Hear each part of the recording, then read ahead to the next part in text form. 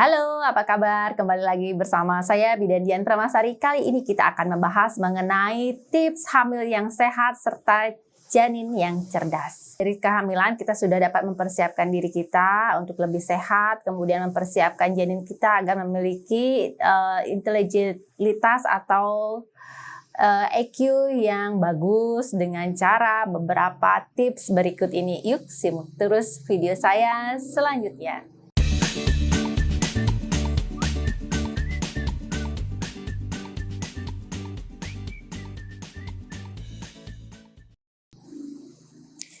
Yang pertama adalah nutrisi. Jadi selama kita hamil wajib untuk memenuhi kebutuhan nutrisi kita dari mengkonsumsi asupan makanan yang bergizi seimbang, kemudian dengan porsi menu gizi yang lengkap, yang berisikan karbohidrat, kemudian protein, vitamin, dan mineral, serta serat. Nah, itu sangat penting bagi ibu hamil untuk menaikkan jumlah kebutuhan asupan atau porsi makanan yang dikonsumsinya selama hamil. Biasanya diharapkan ibu hamil dapat meningkatkan porsinya dalam konsumsi makanan minimal 30% dari keadaan sebelum hamil. Jadi pada saat hamil ibu sebaiknya memperbanyak asupan protein, karbohidrat, kemudian vitamin mineral, serta serat dengan kecukupan kebutuhan gizi ibu hamil.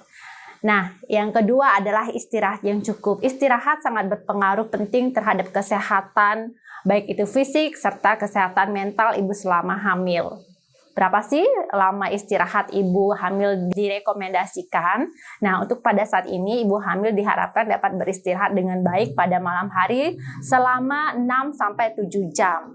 Nah, apabila pada siang hari diharapkan ibu juga dapat melakukan tidur siang atau istirahat sejenak dari segala aktivitas minimal 1-2 jam. Apabila ibu hamil tidur berlebihan di siang hari, nah dapat mempengaruhi kualitas dan mempengaruhi gangguan tidur di malam hari. Nah, diharapkan dapat membatasi kebutuhan tidur di ibu di siang hari minimal 1-2 jam. Yang ketiga adalah melakukan stimulasi janin. Nah, stimulasi janin ini sangat penting sekali dilakukan dari dalam kehamilan terhadap janin ibu. Jadi di janin ibu itu sudah bisa mendengarkan, sudah bisa merespon, sebaiknya dilakukan stimulasi, ajak berkomunikasi.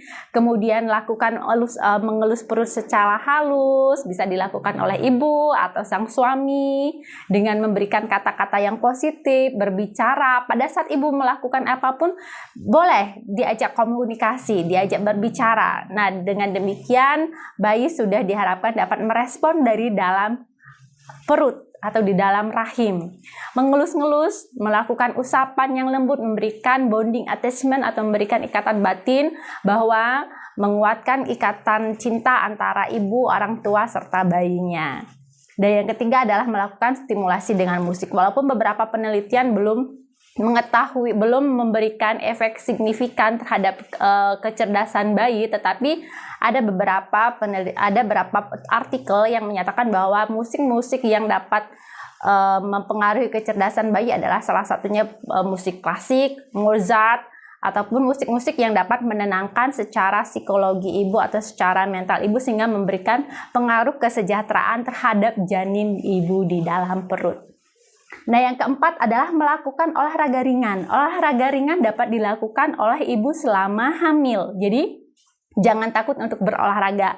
Tetapi harus juga mengetahui kondisi serta kemampuan tubuh ibu untuk melakukan olahraga yang seperti apa yang dilakukan. Lakukan olahraga yang nyaman, aman, dan bermanfaat selama hamil. Misalnya melakukan jalan pagi ringan, kemudian melakukan gerakan senam hamil, melakukan yoga kehamilan, melakukan renang, melakukan sepeda statis, melakukan gerakan senam pilates. Jadi ada banyak pilihan-pilihan yang bisa ibu lakukan exercise selama kehamilan. Selain memberikan efek kekuatan fisik, juga dapat mempengaruhi kesehatan mental, memberikan rasa fresh, membantu menopang tubuh ibu saat